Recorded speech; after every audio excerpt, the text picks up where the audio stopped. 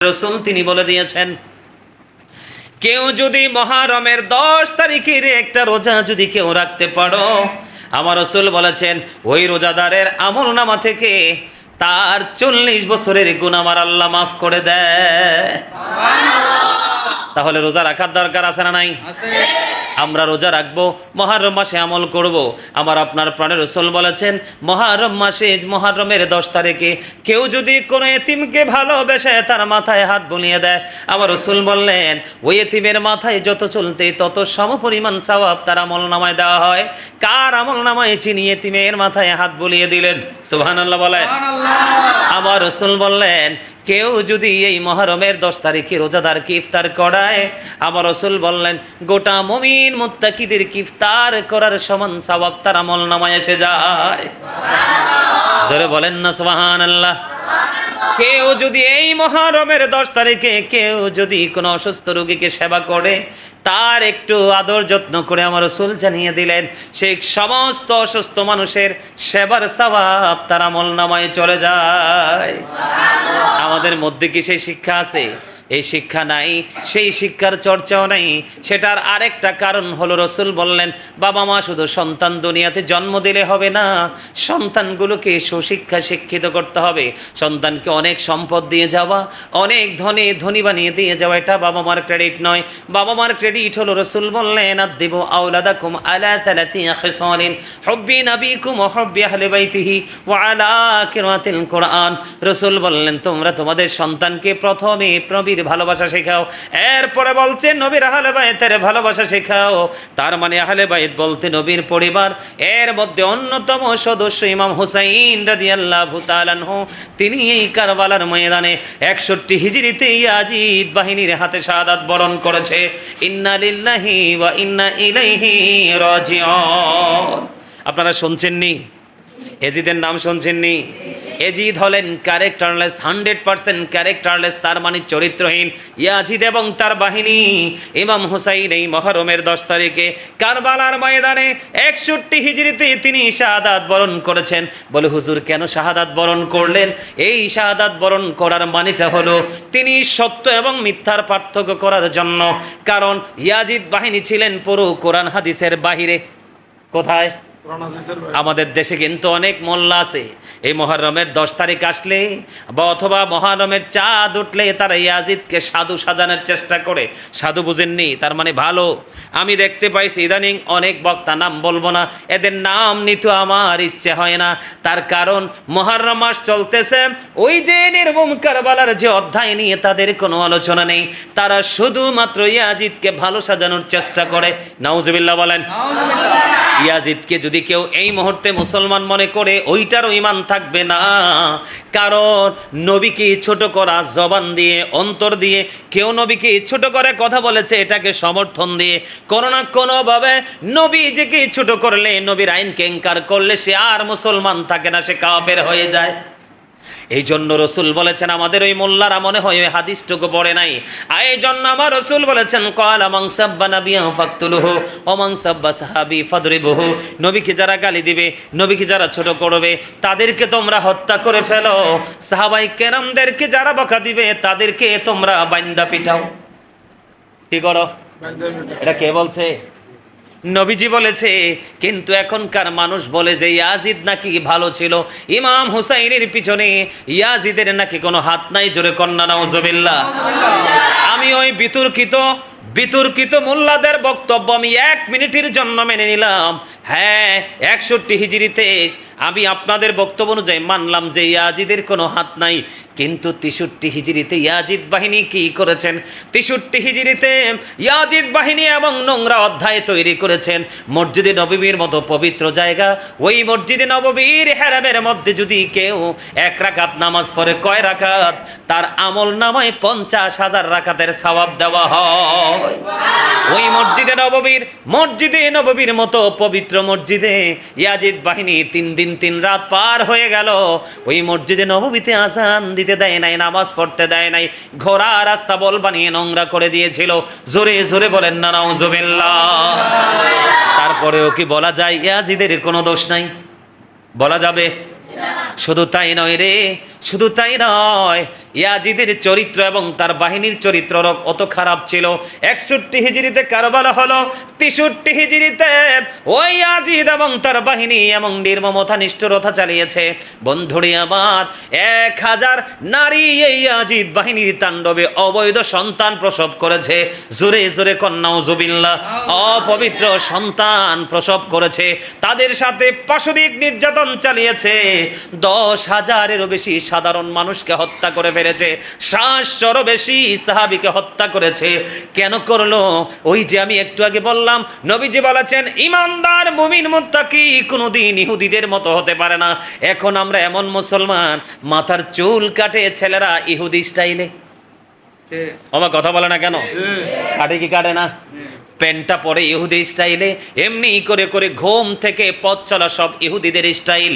এই জন্য রসুল বলে দিয়েছেন আমরা ইহুদিদের মতো কোনো কিছু করব না, এবং মুহররম মাসের আমলগুলো পর্যন্ত ইহুদিদের মতো করব না। বিশেষ করে রোজার কথা বললেন রসুল, আমরা রোজা পর্যন্ত ইহুদিদের মতো করব না। ইহুদিরা একটা রেখেছে, আমরা 2টা রাখবো। এই জন্য আহলুস সুন্নাত ওয়াল জামাতের অন্তর্ভুক্ত যারা, তারা মুহররম মাসে 2টা রোজা রাখে। তার কারণ হলো এই রমজান মাসে রোজার পরে দুনিয়ার মধ্যে আমাদের জন্য সবচেয়ে দামি হলো মুহররমের রোজা। মুহররমের 10 তারিখের রোজা। আর ফরজ আমলের পরে সবচেয়ে বড় আমল হলো নফল আমল, যেটা রাতে পড়া হয়। জোরে জোরে কোন সুবহানাল্লাহ। এই জন্য আমি আপনাদেরকে বলে দিতে চাই, রসুল বন্ধু জানিয়ে দিলেন ইহুদিদের থেকে ব্যতিক্রম করতে হবে, কারণ ইহুদিরা হলো মুসলমানের প্রকাশ্য শত্রু। আজকের বর্তমান প্রেক্ষাপটে যদি আমরা দেখতে পাই, গাজার মুসলমানকে শহীদ করে দিয়েছে। ছোট ছোট বাচ্চাদেরকে, ফিলিস্তিনের মুসলমান ছোট ছোট বাচ্চাদেরকে খাবার না দিয়ে তারা দুনিয়া থেকে বিদায় করেছে। তারা মনে করেছে মুসলমান নির্মূল হয়ে যাবে। না না না, কিয়ামতের আগে এই গোটা পৃথিবী শাসন করবে মুসলমান। এটা যদিও বেশি দিন টিকিয়ে রাখতে পারবে না। আওয়াজ তুলে বলেন একবার সুবহানাল্লাহ। বলে হুজুর কেন গো? ইয়াজিদ কিন্তু প্রকাশ্যে কোনো মসজিদ ভাঙে নাই, ইয়াজিদ কিন্তু প্রকাশ্যে কোনো মাদ্রাসা ভাঙে নাই, ইয়াজিদ প্রকাশ্যে কোনো কোরআন হাদিসকে সরাসরি সে লোকালয়ে এসে অবমাননা করে নাই। সে তার মুখে ছিল ইসলামের কথা, আর অন্তরে ছিল ইসলামকে ধ্বংস করার পায়তারা। জোরে জোরে কন্না নাউজুবিল্লাহ।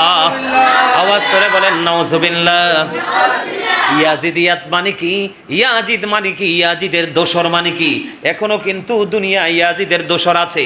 ইয়াজিদিয়াত মানে হলো কি জানেন? ইয়াজিদিয়াত মানে হলো জবানে হবে একটা, অন্তরে হবে আরেকটা। মুখে থাকবে এক কথা, অন্তরে থাকবে আরেক কথা। আপনারা দেখবেন মুহররম যখন আসবে, চরমনাইতে আছে একজন টাউট। কি? চরমনাইতে আছে একটা টাউট, আমি নাম বলবো না। ওই টাউট অনলাইনে এখনো পর্যন্ত ভিডিওটা ঘুরছে। ওই টাউট বলতেছে এই ইয়াজিদ নাকি 100 রাকাত নামাজ পড়ছে। আমার নাউজুবিল্লাহ বলে না কেন? শুধু ইয়াজিদ 100 রাকাত না, ইয়াজিদ যদি 1000, 1 লক্ষ, সহস্র লক্ষ কোটি রাকাত নামাজও যদি পড়ে, ইয়াজিদের নসিবে জান্নাত জুটবে না, আমার নবীর দিদার জুটবে না, আমার আল্লাহর রহমতের ছায়াতলে সে আশ্রয় নিতে পারবে না। কারণ ইয়াজিদের সাথে ইমাম হুসাইনের যুদ্ধ করার মানে ছিল, ইয়াজিদের উপদেষ্টা ছিল শারজুন বিন মানসুরুর রুমি, তিনি হলেন একজন ইহুদি। আর ইমাম হুসাইন রাদিয়াল্লাহু তাআলা আনহুর উপদেষ্টা ছিল স্বয়ং আমার প্রাণের নবীজি। সুবহানাল্লাহ। আমরা নবীর পক্ষে থাকবো নাকি অন্যদিকে? সবাই আওয়াজ তুলে বলেন নবীর পক্ষে থাকা মানে কি? নবী যেটা হ্যাঁ বলেছে আমরা এটা হ্যাঁ বলবো, নবী যেটা না বলেছে আমরা সেটা না বলবো। কথা বলে না কেন? আরো জোরে। কোন মুমিন, কোন মুসলমান, কোন ইমানদার, কোন মুত্তাকি বান্দা বা বান্দি, তারা কি ইয়াজিদের প্রশংসা করতে পারে? আমি যারা ইয়াজিদের পক্ষে এবং প্রশংসা করে তাদেরকে বলবো, আপনার সন্তান অথবা নাতির নাম দয়া করে ইয়াজিদ রেখে দেখাইয়া দেন। কথা কয় না কেন? আমার কথা কয় না কেন? ইয়াজিদ রাখলে ভালো হইব না? হ্যাঁ, কথা কয় না কেন? ইয়াজিদ রাখার দরকার না? কিন্তু ইয়াজিদ কেউ নাম রাখে না, কিন্তু ইয়াজিদের সাথে প্রেম করে। আওয়াজ তুলে কর নাউজুবিল্লাহ। ইমাম হুসাইন যুদ্ধ করেছে সত্যের প্রতীক হয়ে। ইমাম হুসাইন যদি দুনিয়ার লোভী যদি হতো, দুনিয়ার প্রেমিক যদি তিনি হতো, তাহলেই কিন্তু ওনার আর শহীদ হতে হয় নাই। ইমাম হুসাইন আমাদের ইমানকে নতুন করে 61 হিজরিতে আবার জিন্দা করে, তাজা করে, মজবুত করে গেছে। আমাদেরকে শিখিয়ে গেছে জীবন যদি দিতে হয় জীবন দিয়ে দাও, সম্পদ যদি দিতে হয় সম্পদ দিয়ে দাও, তারপরেও তোমার এগেনিস্ট যারা আছে, তোমার দুশ্মন যারা আছে, তাদের সাথে তুমি আপোষ করো না। যেমনি আপোষহীন ভাবে লড়াই করেছিলেন ইমাম হুসাইন রাদিয়াল্লাহু তাআলা আনহু। জোরে জোরে বলেন সুবহানাল্লাহ। আমি যেটা বলতে চেয়েছিলাম, রাসূল বলেছেন আমরা ইহুদিদের সাদৃশ্য করব না। কেন করব না? কারণ ইয়াজিদের উপদেষ্টা ছিলেন শারজুন বিন মানসুরুর রুমি। খেয়াল করেন, ইনি দিনের বেলা বানর নাচাতো, রাতের বেলা মদের আসর বসিয়ে নষ্ট নারীদেরকে নিয়ে ডান্সিং কম্পুর ব্যবস্থা করা হতো। জোরে জোরে কন্যা নাউজুবিল্লাহ, আর জোরে বলেন নাউজুবিল্লাহ। এখানে আপনারা অনেক হাফেজ সাহেব আছেন, এখানে আছেন না? হাফেজ সাহেবরা আপনারা নিশ্চয়ই পড়েছেন, আল্লাহ কোরআনে বলেছে ইন্নামাল খামরু ওয়াল মাইসিরু ওয়াল আনসাবু ওয়াল আজলামু রিজসুম মিন আমালিশ শাইতান। আসেনিও হাফেজ সাহেব, আসেনি? নতুন হাফেজ সাহেব আসেনি? আপনারা নতুন হুজুরও বলছে আছে, কারণ এটা অস্বীকার করার কোনো সুযোগ নাই। আমার আল্লাহ বলেছেন মদ, জুয়া, মূর্তি, ভাগ্য গণনা, ঘৃণ বস্তু শয়তানের কাজ। ইহুদি নাসারারা যেমন মুসলমানের দুশমন, ঠিক তেমনি শয়তান মুসলমানের প্রকাশ্য দুশমন। আমার আল্লাহ বলেছেন শয়তান is the eternal enemy of the believers. আমার আল্লাহ বলেছেন ইন্না শাইতানা লাকুম আদুউন ফাত্তাখিজুহু আদুওয়া। আছে না নাই? শয়তান প্রকাশ্য তোমাদের দুশ্মন, তাকে দুশ্মন বলে গণ্য করো। এই জন্য মদ, জুয়া, মূর্তি, ভাগ্য গণনা, ঘৃণ বস্তু শয়তানের কাজ। ইয়াজিদ এই কাজ করত, তাহলে কোন মুসলমান কি ইয়াজিদের পক্ষ নিতে পারে? কথা বলে না কেন? যারা পক্ষ নেয় তাদেরকে কি আমরা মুসলমান মানতে পারবো? কোনদিন না। যদি আমরা তাদেরকে মুসলমান মানি তাহলে আমাদের ঈমান পর্যন্ত চলে যাবে। এই জন্য আমার ইমাম হুসাইন রাদিয়াল্লাহু তাআলা আনহু, আপনারা খেয়াল করেন ইমাম হুসাইনের নেতাকে আমার নবীজি। কথা বলে না কেন? আর ইয়াজিদের নেতাকে একজন ইহুদি, যার নাম হলো শারজুন বিন মানসুর রুমি। জোরে জোরে কন্যা নাউজুবিল্লাহ, আর জোরে বলেন নাউজুবিল্লাহ। এই জন্য ইয়াজিদের ঠিকানা হলো জাহান্নাম। আর যে ইমাম হুসাইন যুদ্ধ করে শাহাদাত বরণ করে এই দুনিয়া থেকে বিদায় হয়ে গেল, ওই ইমাম হুসাইন হলো জান্নাতের লিডার এবং আমাদেরও লিডার। বলছে কে? রাসূল বলেছে। কে বলেছে? রাসূল বলে দিয়েছে, আমার আপনার প্রাণের নবীজি তিনি বলে দিয়েছেন। কেমন করে তিনি বলে দিয়েছেন? আমার আপনার প্রাণের রাসূল তিনি বলেছেন আল হাসান ওয়াল হুসাইন সাইয়্যিদা শাবাবি আহলিল জান্নাহ। আমার রাসূল বলেছেন Imam Hasan and Hussain are the leader of younger people in Jannah. আমার রাসূল বলেছেন ইয়াং যুবক ছেলেদের নেতা হবে জান্নাতে ইমাম হুসাইন, হাসান হুসাইন দুই ভাই। সুবহানাল্লাহ, সুবহানাল্লাহ বলেন। আর একটু মহাব্বতে আমার রাসূল শুধু এখানে ক্ষান্ত নয়, আমার রাসূল বলেছেন হুমা রাইহানাইয়া মিনাদ দুনিয়া। আমার রাসূল বলেছেন Imam Hasan and Hussain two my flower in the world. আমার রাসূল বলেছেন ইমাম হাসান হুসাইন দুই ভাই এই দুনিয়ায় সুগন্ধযুক্ত দুইটা ফুল। জোরে জোরে কয় না সুবহানাল্লাহ? আরো জোরে বলেন না সুবহানাল্লাহ। ফুলের গ্রান আছে না নাই? ফ্লেভার আছে না নাই? আছে না? এমন ফুটন্ত ফুল, সুঘ্রাণ যুক্ত ফুল ইমাম হাসান হুসাইন দুই ভাই। আমি আপনাদেরকে বোঝানোর জন্য বলছি, সবাইকে বলছি, গোটা পৃথিবীর মুমিন মুসলমান আমার ভাই, আমার বাবা, আমি আমার মা বোনদেরকেও বলছি, সবাই মিলে শোনেন ইমাম হুসাইনের চরিত্রটা ছিল কেমন। আমি একটু আলোচনাটা শেষ করে দিতে চাই। আলোচনাটা শেষ করে দিব আরো কিছু কথা বলে। আমি বলতে চাই ইয়াজিদ দিনের বেলা বানর নাচাতো, আর সে রাতের বেলা কোরআন হাদিস বা দিনে রাতে সে অনৈতিক কোরআন হাদিস বিরোধী কাজ করত, আর সে সাজেস্ট পরামর্শ নিত, সেটা হলো ইহুদি থেকে। আর ইমাম হুসাইনের দিকে যদি আমি তাকাই, উনি কেমন চরিত্রের ছিলেন? অত্যন্ত 100% গুড ক্যারেক্টার সম্পন্ন ছিলেন। জোরে জোরে কন্যা সুবহানাল্লাহ। একদম এত সুন্দর চরিত্রের ছিলেন। আমার দিকে তাকান, ইমাম হাসান হুসাইন দুই ভাই হাঁটতেছেন, হঠাৎ করে দেখতে পাইলেন এক বৃদ্ধ অজু করে, মানে বুড়া মানুষ অজু করে, অজু বানাইতেছে, কিন্তু বুড়া মানুষটার অজু তো হয় না। দুই ভাই ঘোড়ার মধ্যে, দুই ভাই, এক ভাই আর এক ভাইকে বলে, ভাইয়া নজর দিয়েছে দেখো, ওই যে বুড়ো দাদুটা অজু বানাইতেছে, ওনার অজু তো হয় না, কেমন করি বুড়ো মানুষটাকে অজু শেখাবো? অজু তো শিখাইতে হবে, কারণ দেখে ফেলেছি বুড়ো ভুল করতেছে। এবার দুই ভাই কি করলেন, বুদ্ধি করে বুড়ো দাদুর কাছে চলে গেলেন। ওই বুড়ো দাদুর কাছে গিয়ে ডেকে ডেকে বললেন, দাদু, সালাম দিলেন। সালাম দিয়ে দাদুকে বললেন, দাদু কেমন আছেন আপনি? ভালো আছি। আপনারা কেমন আছেন? আমরাও ভালো আছি। দাদু গো, আজকে আপনার কাছে একটা পরীক্ষা নিয়ে এসেছে, এটা রেজাল্ট দিবেন আপনি। কয়টা রেজাল্টটা কি? কয়টা রেজাল্ট হলো, আমরা দুই ভাই মিলে অজু বানাবো, আপনি শুধু আমাদেরকে ফয়সালা দিবেন কার অজু বেশি সুন্দর। আপনাদের সুবহানাল্লাহ মজা হয় নাই? আর জোরে আপনারা মজা পান নাই? আমরা তো ইমাম হুসাইনের সৈনিক। আমাদের সামনেও যখন কোনো মানুষ অজু বানাবে, অথবা কোনো অন্যায় করবে, অথবা কোরআন তেলাওয়াত করতে ভুল করবে, আমরা তাকে লোকের সামনে লজ্জা দেব না, আমরা তাকে সুযোগ বুঝে শিখিয়ে দেওয়ার চেষ্টা করব। এটা হলো ইমাম হুসাইনের আদর্শ, তাই কি না? সত্যের জন্য লড়াই করতে করতে জীবন দিয়ে দিব, কোরআন হাদিসের জন্য, নবী আল্লাহ এবং আল্লাহ রসুলের আদর্শের জন্য আমরা জীবন দিব। তারপরে আমরা বাতিলদের সাথে আপোষ করব না। কথা বলে না কেন? ঠিক না বা ঠিক? আরো জোরে বলেন। এবার কি করলেন, ইমাম হাসান হুসাইন দুই ভাই অজু বানালেন। অজু বানানোর পরে এবার বুড়ো দাদু তো অবাক হয়ে গেল, আমার জীবনে এত সুন্দর অজু আমি জীবনে কোনোদিন দেখি নাই। কে রে শিখিয়ে দিল এত সুন্দর মিষ্টি করে অজু করা? কে শিখালো? আপনারা কে গো?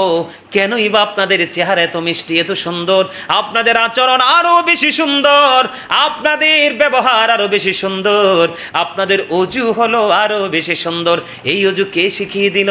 তখন ওই ইমাম হাসান হুসাইন দুই ভাই বললেন, আমরা দুনিয়ার কোনো সাধারণ মানুষ নই, আমরা হলাম আল্লাহর প্রিয় হাবিব, হাবিবুল্লাহ আখির নবীর উম্মাহ, আখির নবীর কলিজার টুকরা, মা ফাতিমার কলিজার সন্তান ইমাম হাসান হুসাইন দুই ভাই আমাদেরকে অজু শিখিয়েছে আমার নানা, আমরা আমার নানার কাছ থেকে অজু শিখেছি।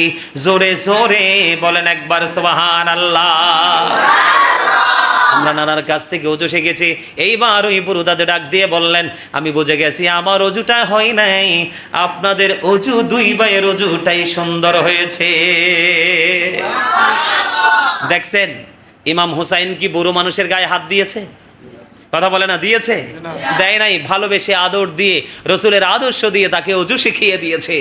আর ইয়াজিদ কি করলো, তার কথার সাথে একমত না হওয়ার কারণে ইমাম হুসাইনকে তার বাহিনী দিয়ে শাহাদাত করিয়ে দিল। আওয়াজ তুলে বলেন না নাউজুবিল্লাহ। আমি সবাইকে বলবো আরেকটু আলোচনা করি। আমাদের এই দেশের মানুষ এখন দান করতে চায় না। কি করতে চায় না? কথা বলেন। এই যে আপনারা এখানে অনেক মানুষ, অনেক মেহমান উপস্থিত হয়েছেন, আমার সাথে কিন্তু আমেরিকা থেকে অনলাইনে যুক্ত। পুরো আলোচনা মিলাদ থেকে, আমাদের আলোচনা থেকে এই পর্যন্ত যুক্ত, শেষ পর্যন্ত থাকবে। অলরেডি 50 মিনিট হয়ে গেছে। সুবহানাল্লাহ বলবেন না? এখানে কিন্তু একটা ওয়াজ আছে, মজার ওয়াজ। আমেরিকা থেকে কিন্তু সময় আছে ওয়াজ শোনার, অনলাইনে বসে। কিন্তু আমরা এতটা দুর্ভাগা, আমরা এতটা হতভাগা, আমাদের সামনে আলোচকরা আসে, অনেকেই আসে, আলোচনা শোনে না। সত্য কথা বলছি না? আরো জোরে। এর মধ্যে কিন্তু লন্ডন থেকে ফোন ঢুকতেছে, বিভিন্ন জায়গা থেকে ফোন ঢুকতেছে। আমি কিন্তু কোনোটাকে অ্যালাউ করছি না। উনি আমার অত্যন্ত প্রিয়জন, যিনি আজকে আমেরিকা থেকে আমার সাথে অনলাইন আলোচনা শুনতেছে। নিশ্চয়ই ফেসবুক পেজও আছে। আমিন বলেন না? আমি আপনাদেরকে বলি, মুহররম মাসের এই একটা পার্ট গেল, আগামী প্রোগ্রামে আরেকটা পার্ট নিয়ে আলোচনা করব। আমি আপনাদেরকে বলে দিতে চাই, ইরাকের রায় শহরের বাদশাহ, তিনার কাছে মুহররমের 10 তারিখে একজন লোক আসলেন সাহায্য চাইতে। সে সাহায্য চাইতে আসলেন, ওই বাদশাহ তাকে কি করলেন না? দান করলেন না। এই যখন দান করলেন না, ভিক্ষুকটা মনটা খারাপ করে যখন চলে গেল, তখন একজন খ্রিস্টান দেখতে পেয়ে তাকে দান করলেন। দান করার পরে ওই ভিক্ষুক তো তার সাহায্য নিয়ে চলে গেল। যাইতে যাইতে যাইতে যাইতে যাইতে যাইতে তিনি চলে গেলেন। দিন চলে গেল, রাত যখন গভীর হলো, ও বন্ধু, ইরাকের রায় শহরের বাদশাহ, তার নামটাই মুহূর্তে আমার মনে নেই, তিনি কি করলেন, রাত্র গভীরে তিনি দেখতে পাইলেন তিনি জান্নাতের বালাখানার সামনে দিয়ে হাঁটছে, কিন্তু তিনি ঢুকতে চান, পারবে না। কেন পারবে না? ওনার কাছে খবর আসলো এই জান্নাতের যে বালাখানা তোমার জন্য বরাদ্দ ছিল, কিন্তু তুমি মুহররমের 10 তারিখকে সম্মান করোনি, মূল্যায়ন করোনি। একজন ভিক্ষুক তোমার কাছে সাহায্য চেয়েছিল, তুমি তাকে সাহায্য দাওনি, এই জন্য ওই নিয়ামতটা নিয়ে গেল একজন খ্রিস্টান। এখন তো রায় শহরের বাদশা পাগল হয়ে গেল। তিনি কি করলেন, সকাল যখন হলো, এবার কি করলেন, তিনি 1 লক্ষ দিরহাম তিনি প্রস্তুতি নিয়ে গেলেন। 1 লক্ষ দিরহাম তিনি দিবেন। কাকে দিবেন? ওই খ্রিস্টানের বাড়ি চলে গেলেন। খ্রিস্টানের বাড়ি চলে গেলেন, গিয়ে বললেন, আমি তুমি যে গতকালকে যে নিয়ামতটা তোমার জন্য আল্লাহ বরাদ্দ দিয়েছে, এই নিয়ামতটুকু তুমি আমাকে দিয়ে দাও, আমি তোমাকে বিনিময় দিব 1 লক্ষ দিরহাম। কিন্তু ওই ইরাকের রায় শহরের বাদশা তিনি মনে করেছেন এই স্বপ্নটা শুধু তিনিই দেখেছেন, কিন্তু না না না, স্বপ্ন তো শুধু তিনি দেখেননি, ওই খ্রিস্টানও স্বপ্ন দেখেছে। এবার ওই খ্রিস্টান একটা ডাক দিয়ে বললেন, ও বাদশা, তুমি যদি 1 লক্ষ টাকা না, গোটা দুনিয়াও যদি তুমি আমাকে দিয়ে দাও, তারপরেও ওই জান্নাতের বালাখানার একটা চৌকাঠ পর্যন্ত আমি তোমাকে দেব না। তুমি মনে করেছো এই গভীর নিয়ামতের খবর তুমি জেনেছো? না না না, আমি গত রজনীতে স্বপ্নে দেখলাম শুধু আশুরার দিনে মহাব্বত করে ভিক্ষুককে সাহায্য করার কারণে, অথবা কোনো দরিদ্র মানুষকে সাহায্য করার কারণে আল্লাহ রাব্বুল আলামিন আমার জন্য যে নিয়ামত বরাদ্দ করেছে, এটা আমি জানতে পেরেছি, বুঝতে পেরেছি, এটা বুঝেছি। আমি তোমাকে এই নিয়ামত দিব না, বরং তুমি শুনে রেখো, আমি মধুর কালেমা পড়ে ইসলামের সুশীতল ছায়াতলে চলে আসলাম। দিনে 10 তারিখের ফজিলত দেখে তিনি কি করলেন? তিনি ইসলাম ধর্ম গ্রহণ করে খ্রিস্ট ধর্ম ত্যাগ করলেন। সুবহানাল্লাহ বলেন, আরো জোরে বলেন। একজন অন্ধ লোক, মুহররমের 10 তারিখের ইতিহাস বললে শেষ হবে না, এত নিয়ামত। তিনি, তার দুশমন হলো খ্রিস্টান, ইহুদিদের কাছে যে বন্দী ছিল, শত্রু হিসাবে তাকে আটকে ফেলেছে, হয়তোবা তাকে হত্যা করে ফেলতো। যখন তাকে আটকে ফেলা হলো, তিনি মুহররমের 10 তারিখে কোনো না কোনো কারণেই তিনি কি করলেন, ইহুদিদের হাত পুশকে তিনি বের হয়ে গেলেন। সুবহানাল্লাহ বলে না, বের হয়ে গেলেন। এখন ওই খ্রিস্টানেরা বুঝতে পেরেছে তাদের শত্রু তাদের হাত থেকে বের হয়ে যাচ্ছে। তখন ওই যেই লোকটা অন্ধ ছিলেন, তিনি বললেন, আল্লাহ, তুমি যদি আজকে আমাকে এই ইহুদিদের হাত থেকে রক্ষা করো। কি করো? যার হাতে, ইহুদিদের হাতে বন্দী ছিলেন, তিনি বললেন, আমাকে যদি তুমি ইহুদিদের হাত থেকে আজকে রক্ষা করো, আমি এই মুহররমের 10 তারিখের ইজ্জতে আমি রোজা রাখবো। সুবহানাল্লাহ বলেন না, আরো জোরে। আপনারা দুর্বল হয়ে পড়ছেন, কি করেন? আমি রোজা রাখবো। তো এখন আল্লাহ রাব্বুল আলামিন সাথে সাথে দেখেন আশুরার দিনের ফজিলত, বরকত যে কত নিয়ামত, সাথে সাথে কি হলো? সাথে সাথে সমস্ত খ্রিস্টানদের চোখ আল্লাহ অন্ধ করে দিল। তখন তিনি নিরাপদ জায়গায় চলে আসলেন, সত্যি সত্যি তিনি রোজা রাখলেন। কিন্তু ইফতারির সময় যখন আসলো, ওনার আর কি নাই, ওনার কাছে ইফতার নাই, খাবার খাওয়ার মতো কোনো সুযোগ নেই। তিনি কি করলেন? ইফতারের সময়ে, কিতাব প্রমাণ করেছে, আল্লামা নাসাফি রহমতুল্লাহ আলাই তিনি বলেছেন, তিনি কি করলেন, যে তিনি ইফতারির সময় চোখ বন্ধ করে তিনি শুয়ে গেলেন। হঠাৎ করে ওনার চোখে তন্দ্রা বুঝেন, মানে ঘুম ঘুম ভাব, তন্দ্রাচ্ছন্ন হলো। তখন তিনি দেখতে পাচ্ছে আল্লাহর নেয়ামত তিনি খাচ্ছে। যখন ওনার তন্দ্রা ভেঙে গেল, তখন তিনি দেখলেন যে সত্যিই তিনি পরিতৃপ্ত। কি? সত্যিই তিনি পরিতৃপ্ত। আসলে আমি দেখলাম আমি খাবার খাচ্ছি। তিনি তারপরে এই 10 তারিখের পরে তিনি পৃথিবীতে আরো 20 বছর বেঁচে ছিলেন। এই 20 বছরের মধ্যে ওনার জীবনে কোনোদিন আর ওনার পেটে খিদা লাগেনি, উনি খাবারও খাননি। ওই মুহররমের 10 তারিখের খাবারে আল্লাহর কুদরতে তিনি 20 বছর দুনিয়াতে বেঁচে ছিলেন। এটা মুহররমের 10 তারিখের এক অবর্ণনীয় নিয়ামত। জোরে জোরে বলেন সুবহানাল্লাহ। এই জন্য আমরা মুহররমের 10 তারিখে দান করব। আমরা কি করব? দান করব।